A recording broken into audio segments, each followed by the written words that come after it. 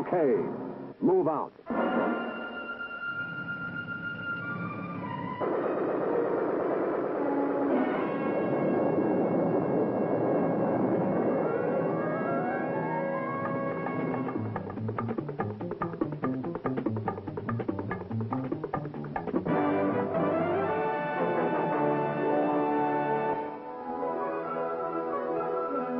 Below is the United States Army base in the Republic of Vietnam.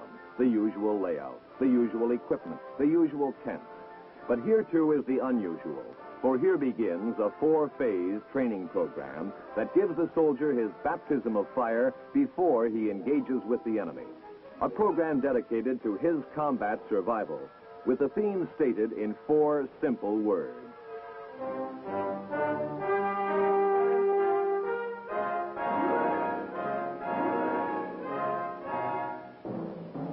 The program's Phase 1 starts with the arrival of replacements assigned to the 1st Brigade of the 101st Airborne Division. Few minutes elapse before the replacement hears the key words that will dominate his existence for as long as he remains in the brigade. Move out! Hey! I'm Sergeant Wilkins, 1st Sergeant, Replacement Training Company. I want to welcome you to 1st Brigade, 101st Airborne Division, Phang Rang, Vietnam. Our theme here is, stay alert, stay alive. Stay alert, stay alive. It will be repeated, and repeated often, for it is the guiding philosophy of the 6-day, 80-hour training period now ahead of the replacement. Most of the hours will be allotted to intense, rugged, strenuous activity. An early few, however, are used for orientation and indoctrination, and it is during this period that the replacement meets his new commanding general, Brigadier General Willard Pearson. I just want to make a few administrative comments, and that are these. First, save your money when you're here. You don't need money unless you go in R&R. Save your money, and when you go back in 12 months, you'll have the money you need for the car, to start the college, down payment on the home, get married, whatever you got in mind. Don't waste it here. Save it. And by doing this, you'll be contributing to the anti-inflationary program that concerns our government and the government of Vietnam. We believe that in union there is strength, and we're all on the same team. We're all fighting the same war. And we all get together and work together and beating the enemy and defeating them. The instructors are all combat veterans with hard, practical experience at fighting both Viet Cong and North Vietnamese enemy units. The manner in which you conduct yourself in the towns and the crowded areas will reflect directly upon you and your image as an American soldier. During the next 5 days, you'll be entering your preparatory or P training. During these 5 days, you will be taught the tactics that the VC will use against you, and also the tactics which we have learned to combat him and to kill him. Since P training occurs just prior to the soldier's entry into combat, his motivation to learn is at its peak, and he's eager to absorb the many subjects covered. Things such as physical training to acclimate you to the weather conditions in Vietnam. You will also have adjustment of artillery fire, VC-mounted booby traps to teach you what we had to learn the hard way. Troopers, one of the most important aspects of the training program is when you run the individual reaction course. This reaction course, more than anything else, will enable you to stay alert, stay alive on the battlefield in Vietnam. And since that battlefield exists in an extremely hot and humid land, physical alertness demands liberal doses of physical training. These exercises are unpleasant, tiresome, and dull, but they are also an essential factor in conditioning the replacement to the tropical climate in which he will be serving. Fresh from the States, the soldier consumes 6 to 8 canteens of water a day and is quickly exhausted by the combination of climate and terrain. The week of conditioning lowers his water consumption to 2 or 3 canteens a day and makes him a physical match for the country's hills and mountains.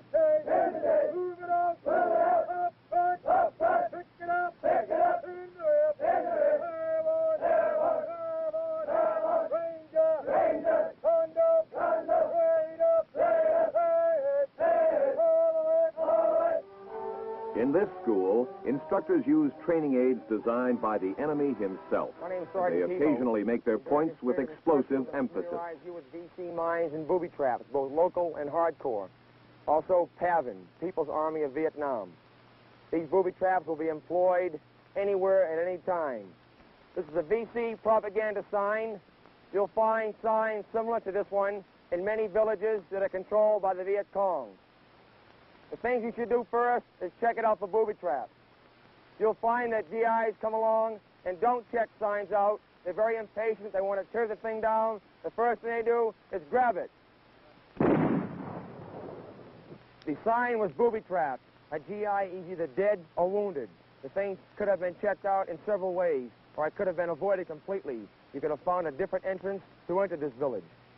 But I'm going to show Stay you alert, stay alive. The phrase has particular significance during these classes, but we have learned that the best defense against the booby trap is alertness. Is equipment on the battlefield. The Viet Cong do not leave any equipment on the battlefield whatsoever. If you do find equipment, that's reason enough to be suspicious of it. It's a crude weapon indeed, but very effective. All it is a weight, bamboo, and some nails. It may not kill you, but it'll knock you out of action. Later on in the class, we'll show you the methods of removing equipment without reaching down and picking it up. This is a foot trap, usually used by the Viet Cong, local guerrilla, and sometimes the hardcore.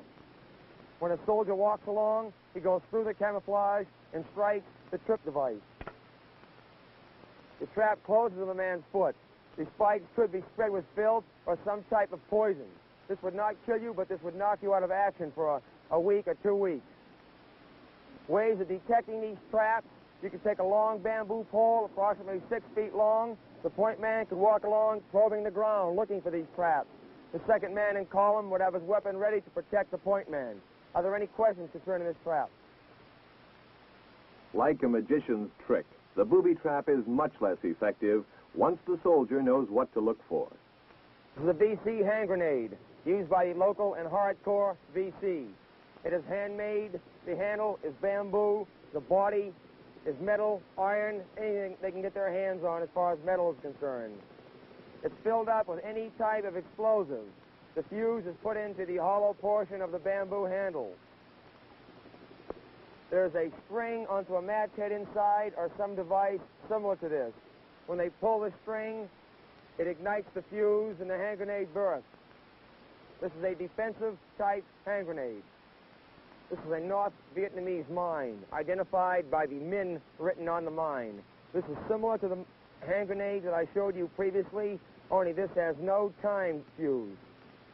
This end is tied to a stake, this end to a tree or another stake across a trail. When a soldier walks, he trips the wire, the fuse is pulled, and this bursts immediately.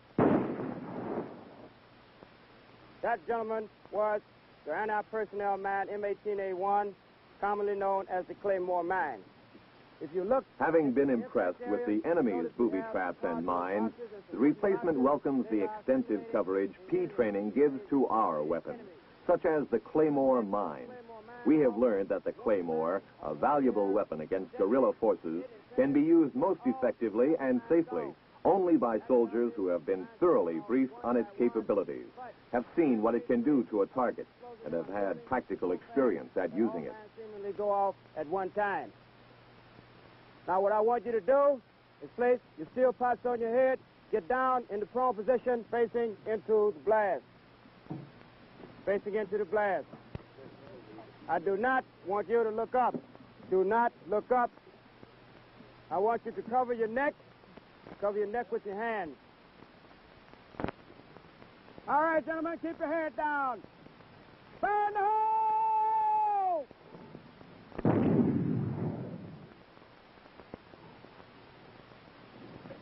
My fellow instructor, Sergeant Perry, is bringing us a few boxes that were out in the target area. This box here is a Claymore crate, Claymore box. You can see it's pretty thoroughly saturated with solid holes. As you can see, the Claymore Mine is a very, very effective weapon. All right, Sarge, I want you to take the Claymore Mine, set it up Your aiming pointed up there is your target in your front. What I want here mostly is group participation. I want man to aim the mine. I want man to run the card back. I want another man to use the M57 firing device. Make sure that the man is... This is training in actuality. The schoolroom is in the backyard of enemy territory. The lessons are shaped and reshaped by current combat experiences. And the tools of learning are the same devices the trainee will soon use against the enemy in the field. Here there are no mock-ups, no simulators, no dummy rounds.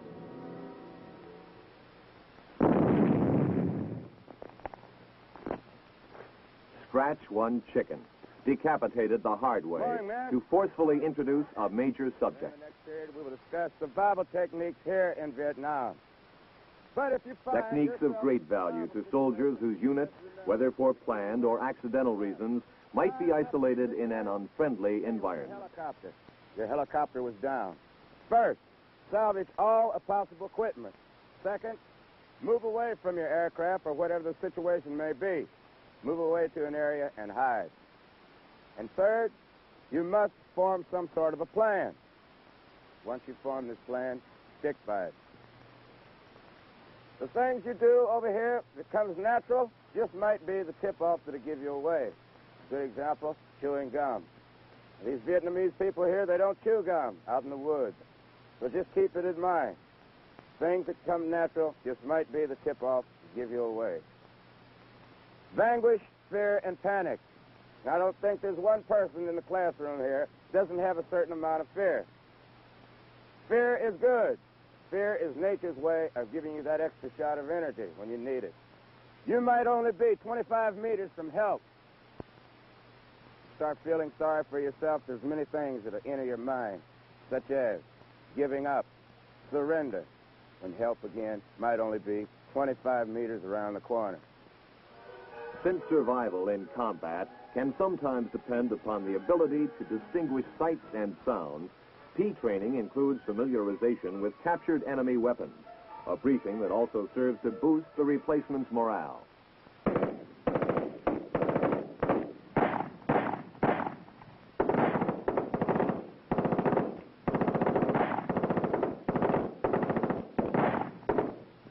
The replacement company has been assigned a mission for this afternoon. We're to go out with 2 patrols and conduct a reconnaissance-type mission in our general area of operation, which is outside of the inner perimeter here. We'll have 1 C-ration meal. Along with us, we'll have 2 canteens of water and 2 M79s to the Each patrol leader, a replacement, has been told the nature and mission of the patrol. But he must organize the particulars, and he must brief his men. The show is his, though instructors will always be present to forestall any serious errors. P training leans heavily on correct patrolling procedures, for this is a war in which small unit action is the primary form of combat. support is operating on 38.70. Their call sign is Slick Method 7. You men can start camouflaging yourself. From the relative complexity of radio communication links to the simplicity of facial camouflage, both day and night patrolling missions provide the replacement with extremely valuable experience.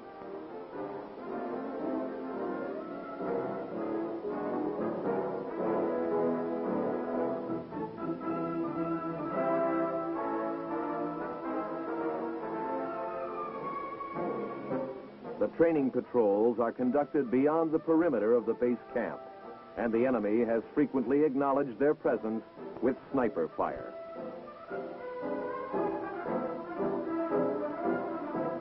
And even when the enemy is not there to open fire, the replacement's reflexes are still conditioned by these patrols, and he is taught how to react when live ammunition heads in his general direction.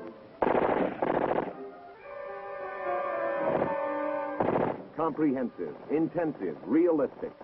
P training helps save lives and save limbs. Phase 2 trains not replacements, but combat experienced squad leaders. General Pearson explains the need for this postgraduate course. Guerrilla warfare is essentially a squad leader's war. And just as in a game of chess, The opening gambit determines who has the advantage in the next play, so the initial orders of the squad leader can save lives and save limbs by placing the enemy in an untenable position. To make the initial orders of the squad leader come as naturally and as quickly as a reflex action. That is the objective of Phase 2 of the Brigade's training program. Sergeant, take charge of the first squad and move them to the ammunition issue point. Pick up 7 magazines and 1 hand grenade. All right, men, pick up your magazine. Pick up your hand grenades and place them in your magazine pouches. Leave 1 magazine out to place in your weapons. When I tell you lock and load your weapons, this time, lock and load your weapons. 1 magazine, 20 rounds. All right, move out of here. I want you to cover your sector of fire and keep your fingers off the trigger and your weapon on safety at all times. All right, first squad, on your feet. Face to your left. Cover your sector of fire, move it out. Don't forget to keep 5 feet between each man and keep a good distance. Stay alert, stay alive, man. Start thinking right now. The leader is provided with a squad of replacements undergoing their P training, carrying weapons loaded with live ammunition, and then headed for a 625-meter stretch of ground that will confront him with a series of realistic situations demanding immediate decisions. Its purpose, to polish his professional abilities to the point where any combat situation will automatically trigger the correct reaction on his part, a reaction that will snatch the initiative from the attacker.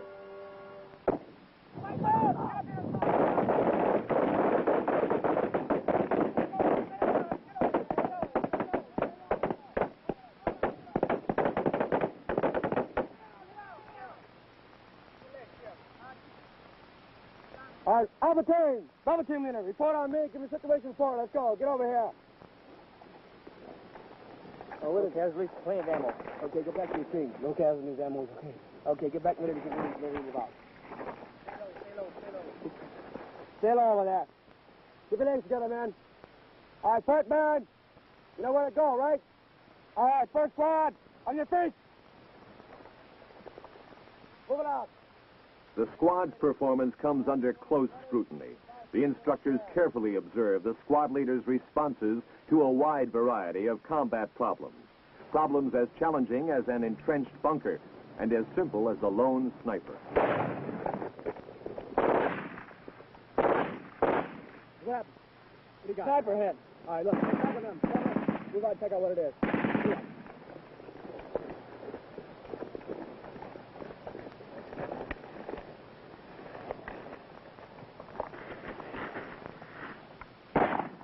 Good job. Okay, first squad, on your feet. There is stress on method, deliberate, methodical technique. The reaction course is designed to be habit-forming. But these are habits that will save lives and save limbs, when later, actual combat duplicates the situations faced here.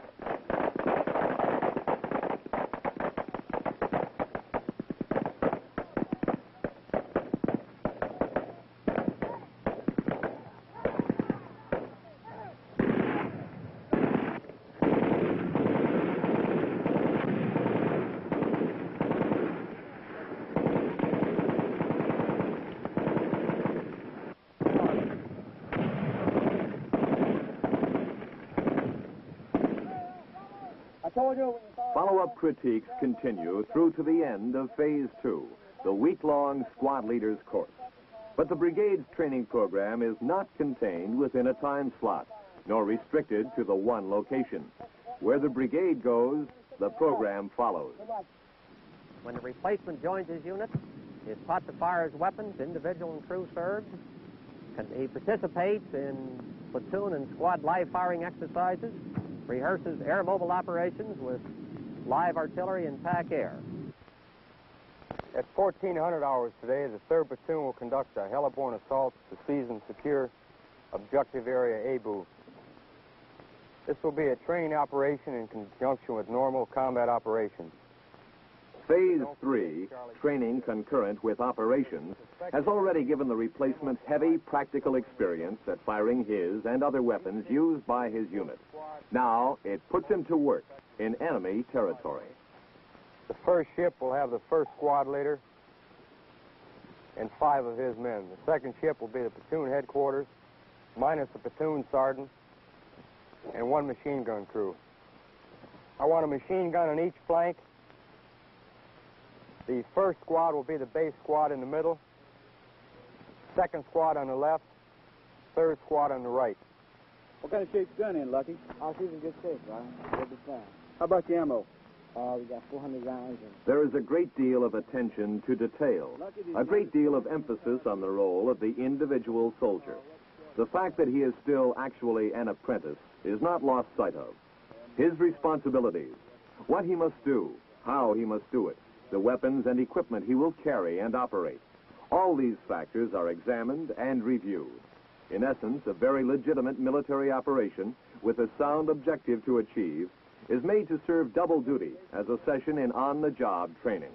How many rounds? You got 36 rounds? Right, Sergeant. Is it the old, or is that some we was issued the other day? It's some of the old ones, Sergeant. Did you understand the lieutenant's briefing completely? Right, Sergeant. What ship are you flying in? On the first ship, Sergeant.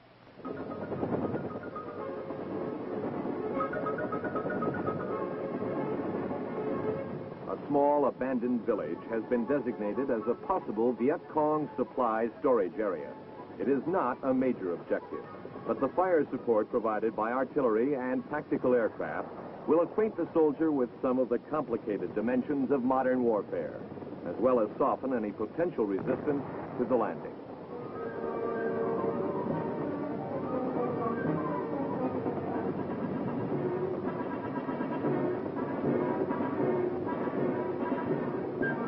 The landing is now dead ahead, and it will provide the final ingredient separating training from combat, the element of uncertainty.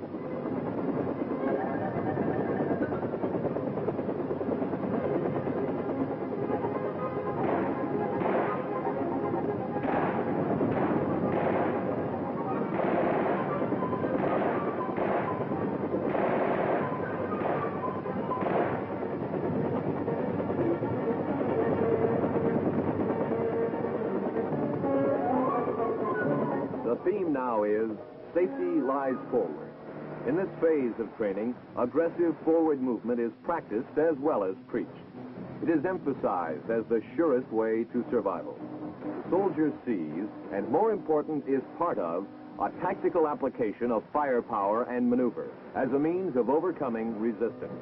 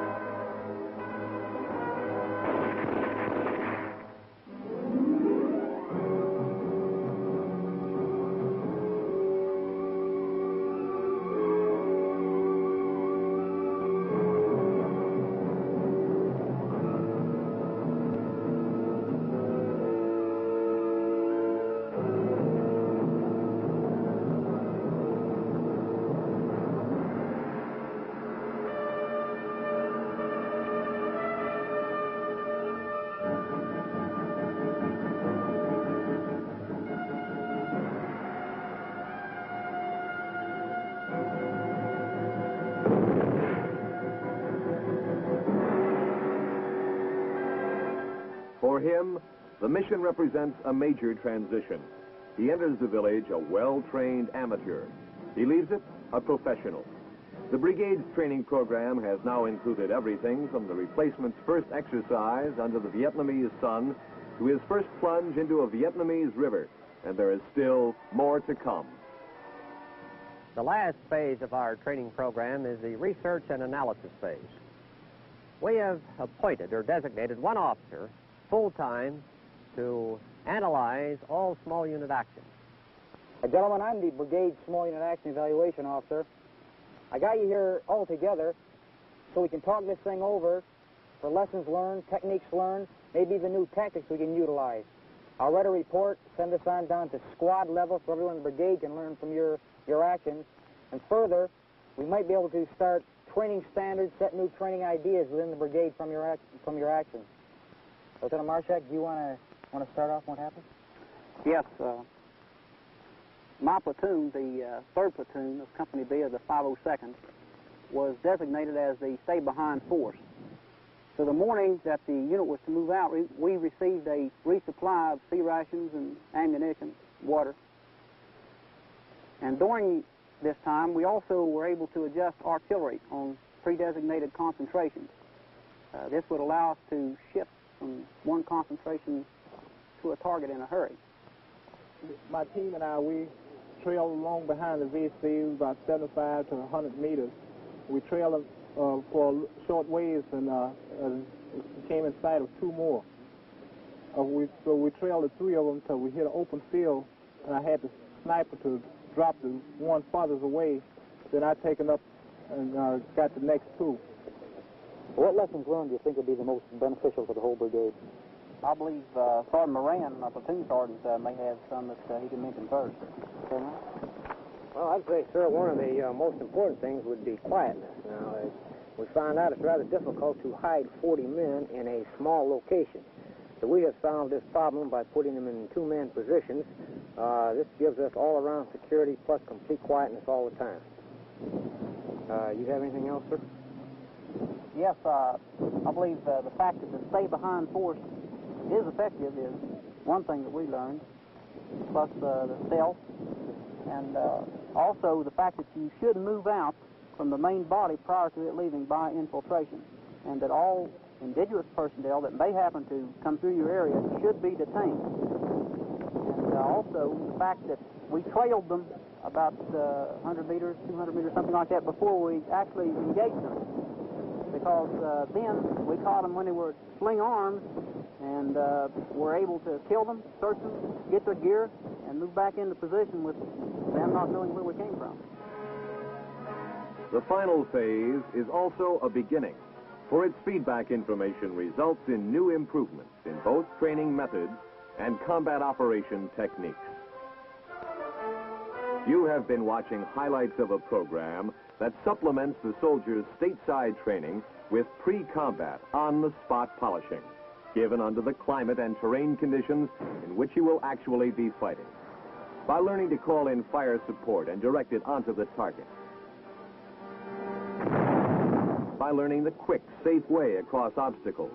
By learning, in short, all the tricks of his trade, the soldier can make the phrase, "Stay alert, stay alive," the key to survival in Vietnam.